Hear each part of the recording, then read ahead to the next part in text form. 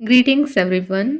कैसे हैं बेटा आप सब? I hope your all is well. तो आपकी ये जो है क्लास 2 की आपका कौन सा है बेटा? क्लास 2 का आपका ये पहली जो कविता है ऊंट चला, आज हम पढ़ने जा रहे हैं। ये किसके द्वारा रचित है, कौन इसका लेखक है, किसने ये लिखी है और इस कविता में क्या कहा गया है, पहले हम वो देखते हैं। तो चलिए बेटा पहले वो देखते हैं। देखिए यहाँ पर हम कविता का सारांश देखेंगे। सबसे पहले हम कविता के बारे में जानेंगे कि कविता में आखिर दिया क्या गया है। तो कविता का जो है नाम क्या है बेटा? कविता का नाम है ऊंट चला। क्या है बेटा? कविता का नाम है ऊंट चला। कविता का सारांश कुछ इस तरह है बेटा कि प्रस्तुत कविता ऊंट चला प्रयाग शुक्ल द्वारा रचित है।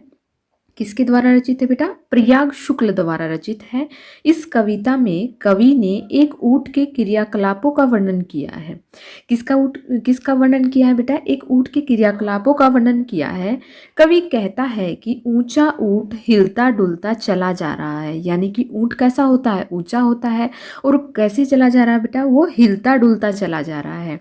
ऊंची गर्दन ऊंची पीठ उठाए ऊंट चल रहा है। ऊंट बोझ लेकर बालों में भी चल सकता है। कवि कहता है कि जब ऊंट थक कर बैठेगा तो यह किस करवट बैठेगा किसी को नहीं मालूम। देखिए बेटा, ऊंट ऐसे तो नहीं है कि ऊंट थकता ही नहीं है, नहीं, ऊंट भी थकता है, लेकिन वो किस करवट बैठेगा थक कर ये किसी को मालूम नहीं है। तो चलिए अब हम पढ़ते हैं कविता को, ठीक है। देखिए मैं यहाँ पर बेटा इस कविता में आपको कविता का सारांश मैंने बता दिया है, उसका प्रसंग और उसकी व्याख्या भी आपको लिखकर जरूर दिखाऊंगी।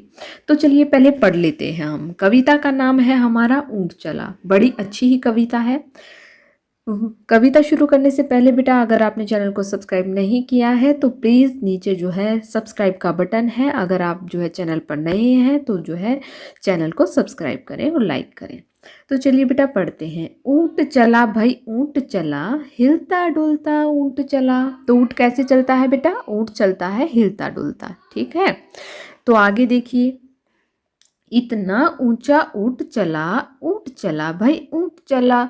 तो ऊंट कैसा होता है बेटा? ऊंट होता है ऊंचा। और वो कैसे चलता है? वो हिलता डुलता चलता है। और ऊंट चला भाई ऊंट चला। आगे देखिए क्या दिया गया है। आगे दिया गया है ऊंची गर्दन ऊंची पीठ पीठ उठाए ऊंट चला। में जो है ऊंट की तस्वीर दिखाते हैं हम। देखिए कैसी है? ऊंची गर्दन, देखिए उसकी है ना ऊंची गर्दन, ऊंची गर्दन ऊंची पीठ और पीठ उठाए ऊंट चला। तो पीठ को उठा कर चलता है ऊंट। देखिए यहाँ पर इसकी भी उठी हुई है, ये इसकी भी उठी हुई है और ये जो है इन्होंने गर्दन को उठाया हुआ है। तो चलिए बेटा करते हैं हम इसकी जो है प्रसंग और इसकी व्याख्या को कि कैसे लिखते हैं हम। तो देखिए बेटा हमने जो है यहाँ पर हमने पढ़ा है कि ऊंट चला भाई ऊंट चला, हिलता डुलता ऊंट चला, इतना ऊंचा ऊंट चला भाई ऊंट चला, ऊंची गर्दन ऊंची पीठ पीठ उठाए ऊंट चला। तो हम इसका सबसे पहले लिखेंगे बेटा प्रसंग। प्रसंग में हम क्या लिखते हैं? प्रसंग में हम लिखते हैं कि ये कौन सी, तो ये पाठ्यपुस्तक से लिया गया है और कविता का नाम क्या है और इसके जो है कवि कौन है, ये सारी चीजें हम जो है प्रसंग में लिखते हैं बेटा। तो देखिए हम लिखेंगे बेटा प्रस्तुत पंक्तियां हमारी पाठ्य पुस्तक या हिंदी की पाठ्य पुस्तक रिमझिम भाग 2 में संकलित कविता ऊंचा ऊंट चला से ली गई है। किससे ली गई है बेटा? ऊंट चला से।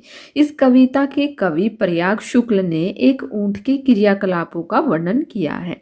तो ये इसका हम प्रसंग लिखेंगे। इसके बाद बेटा है व्याख्या। व्याख्या में हम क्या लिखेंगे बच्चे? व्याख्या में हम लिखेंगे कि उपर्युक्त पंक्तियों में कवि कहता है कि हिलता डुलता ऊंट चला जा रहा है। ऊंट कैसे चलता है बेटा? हिलता डुलता। ऊंट का कद काफी ऊंचा है और जो है वह ऊंची गर्दन और ऊंची पीठ किए चला जा रहा है। तो इस तरह हम जो है इसका व्याख्या या हम इसका अर्थ जो भी है इसका भावार्थ हम वो यहाँ पर लिख देंगे। आगे देखते हैं बेटा। देखिए बालू है तो होने दो, यानी कि ऊंट कहाँ चलता है बेटा? बालू। बालू होता है बेटा रेत। क्या होता है? रेत। बालू रेत। बालू यानी कि रेत है तो होने दो, बोझ ऊंट को ढोने दो, यानी कि ऊंट को तो बोझ ढोना ही है, रेत है तो होने दो। नहीं फंसेगा बालू में भी ऊंट चला। यानी कि जो है ऊंट जो है बालू यानी कि रेत में भी नहीं फंसेगा और रेत में भी ऊंट बिल्कुल चलेगा ही चलेगा। जब थक कर बैठेगा ऊंट यानी कि जब हार थक कर जो है रेत में चलता चलता ऊंट जो है थक जाएगा तो बैठ जाएगा ऊंट। और किस करवट बैठेगा बता सकेगा कौन भला। ऊंट चला भाई ऊंट चला, तो ये कोई नहीं बता सकता कि जब हार थक कर ऊंट बैठेगा तो वो किस करवट बैठेगा। बता सकेगा कौन भला भाई ऊंट चला भाई ऊंट चला, तो ये कोई नहीं बता सकता कि ऊंट जब हार थक कर बैठेगा तो वो कैसे बैठेगा। तो चलिए हम इसकी जो है व्याख्या और प्रश्न कर लेते हैं बेटा। देखिए अभी हमने ये पढ़ा था कि बालू है तो होने दो, बोझ ऊंट को ढोने दो। नहीं फंसेगा बालू में भी ऊंट चला। जब थक कर बैठेगा ऊंट किस करवट बैठेगा ऊंट। बता सकेगा कौन भला ऊंट चला भाई ऊंट चला। तो हम इसका प्रश्न करते हैं। सबसे पहले प्रश्न हम करेंगे बेटा। देखिए सबसे पहले हम इसके शब्दार्थ कर लेते हैं। शब्दार्थ जो है बालू यानी कि रेत होता है, करवट यानी कि हाथ या जो है पीठ के बल लेटने की स्थिति कि इस तरफ लेटेगा या उस तरफ लेटेगा। इसके बाद बेटा जो है हम प्रसंग में जैसे कि हमने पहले वाला लिखा था कि ये जो है हमारी हिंदी की पाठ्य पुस्तक रिमझिम भाग 2 से ऊंचा ऊंट ऊंचा से जो है लिया गया है और इसके रचयिता है प्रयाग शुक्ल। ठीक है, हम पहले वाला जो अभी हमने किया हम वही लिख देंगे।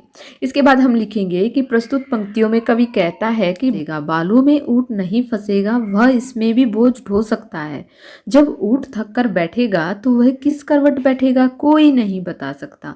कवि पुनः कहता है, पुनः होता है बेटा फिर से, कहता है कि ऊंट चलता जा रहा है चलता ही जा रहा है।